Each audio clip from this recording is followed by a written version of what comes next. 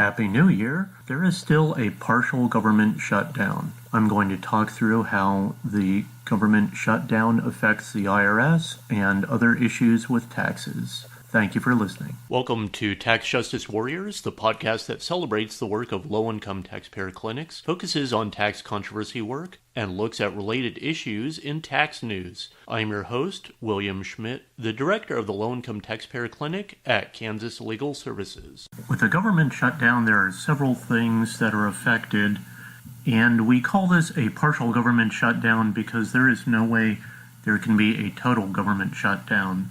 For example, there have to be TSA agents at the airports, there have to be prison guards, there have to be at least skeleton crews working at different government areas to keep them functional. For example, at the national parks, though there are reports of overflowing trash cans and vandalism, so before long, some things need to be addressed because, for one thing, government workers are going without pay at this point, so they're going to have issues in paying their bills that even though some creditors may be receptive to helping out the government workers without pay currently, and it is likely they will be reimbursed for working during these time periods for those that did, this is going to put the government workers in quite a bind during this period. One thing I was going to mention is that no matter when the government shutdown ends, it still will affect things that happen afterward. For example, next week,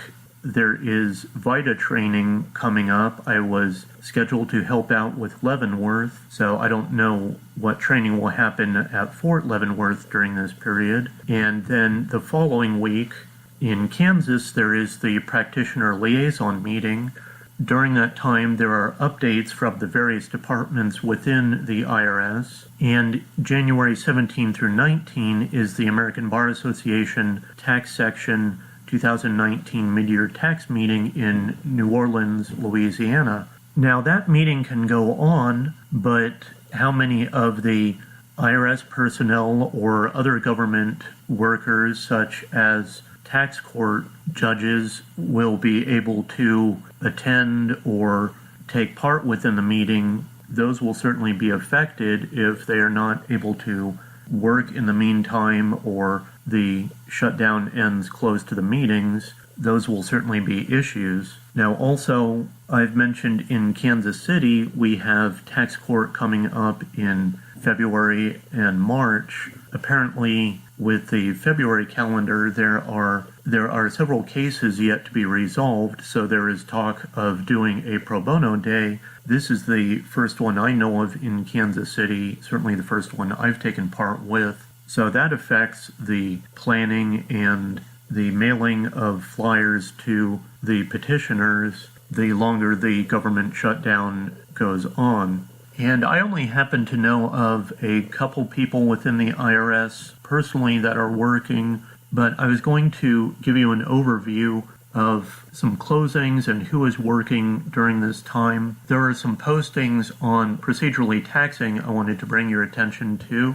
The December 29, 2018 posting talks about the tax court operations during the federal government shutdown, that they were able to be open through Thursday, December 27, because they had a reserve of funds from the fees they collect, but they were shut down starting Friday, December 28 at 11:59 p.m., and they are remaining closed until further notice. However, the trial sessions scheduled on the weeks of January 7 and 14 are proceeding as scheduled. There was a later procedurally taxing blog post about how the government shutdown will affect petitions filed with the tax court, whether those are timely filed or not. Within the article, it was stating that for procrastinators, this may be some assistance to them. For people who have strategy for waiting until the last minute, but it also makes it tricky to determine timely filing during these periods when having to look at what days the clerks are working, what days the court is open. So it is certainly my advice to people to timely file based on mailing with the U.S. Post Office. Postal Service is still working during this time, so it is best to file that way. Now, there was a prior posting to Procedurally Taxing on December 27. A guest blogger, Bob Kamen, posted about the IRS contingency plan, a 110-page document that the IRS put together in case of a government shutdown. Now, talking through their priorities, the first one is opening the mail to look for checks or other payments. The next priority is to get those payments to the bank to cash those checks. The third priority, protecting the statute of limitations for collection and assessment from expiring. The fourth priority, keeping the computers running and to keep preparing for tax season. And the fifth priority, to keep preparing for implementation of the 2017 tax law changes because money for that has already been appropriated. So of the total workforce of the IRS, 79,868 employees, there are 9,946 who are accepted to some extent from the furlough. The main accepted employees are categorized as A, B, or C. Category A employees have jobs that include those authorized by law and those funded by multi-year, no-year, and revolving funds or advance appropriations that would not be affected by a lapse in an annual appropriation. There are 1,900 of those.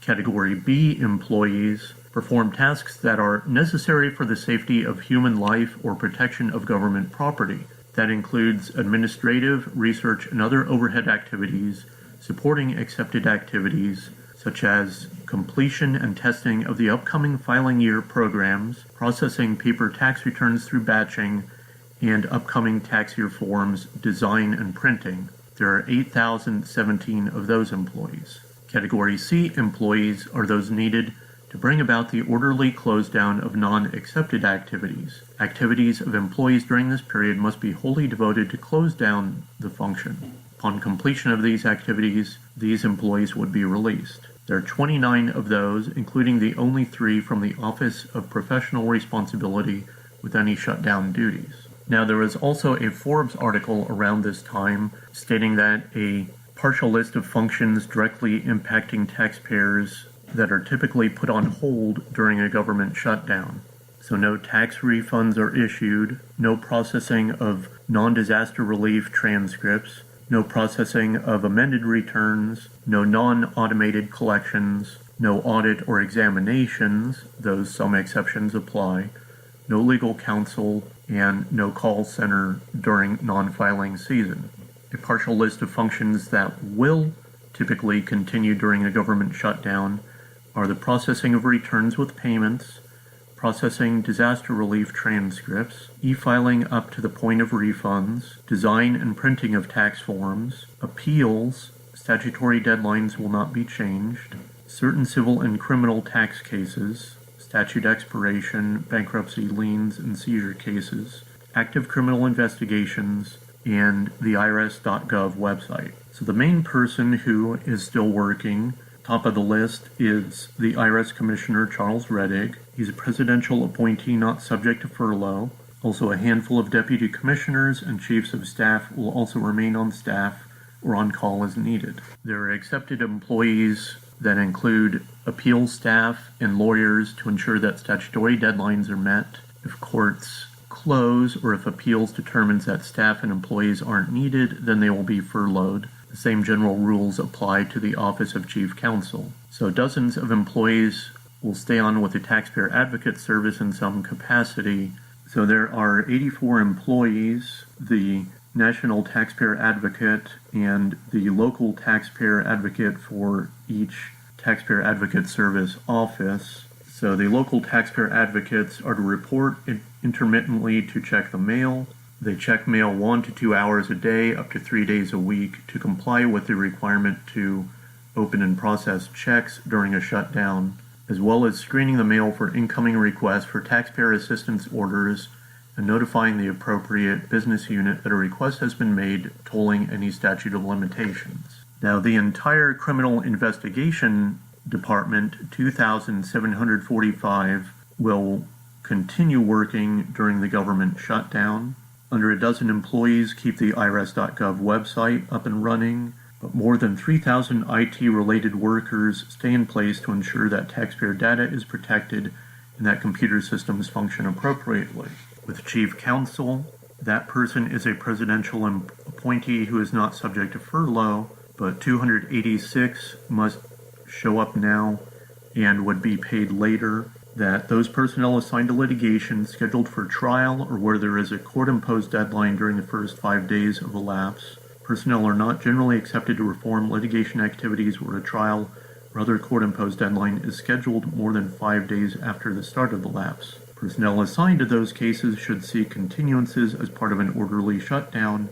If a continuance is denied, the case will be reviewed to determine if work on the case may be accepted.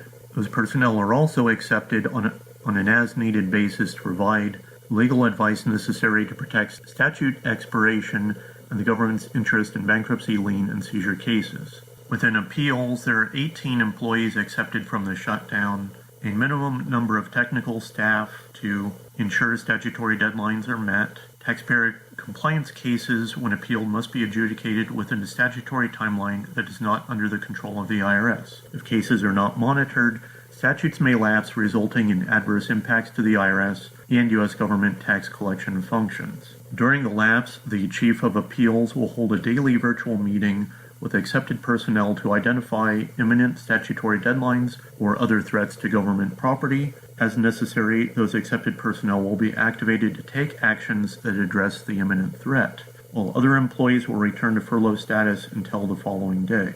So overall, it sounds like the criminal investigations and IT departments within the IRS are running about as usual, while other departments may have a skeleton staff that are keeping things moving for the IRS to keep checks cashed and prevent statutory expiration dates from passing. Otherwise, any other interactions with the IRS will likely have to wait until after the government shutdown is over. So hopefully this informs you of some of what is going on with the IRS during this time. I am going to be trying to get caught up on other issues related to clients and getting things organized for grant reporting during this time, but hopefully the government shutdown will not last too much longer so that we can get other work done during this time. Some of what I've noticed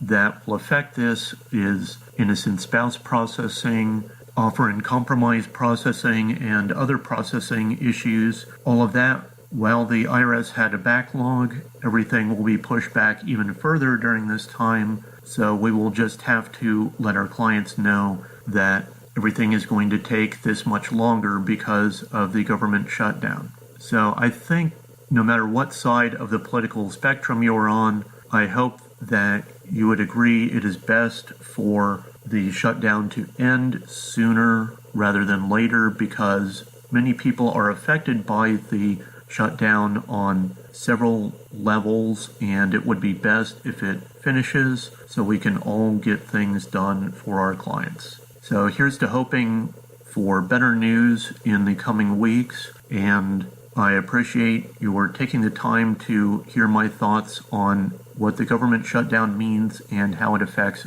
all of us. Thank you for listening to Tax Justice Warriors.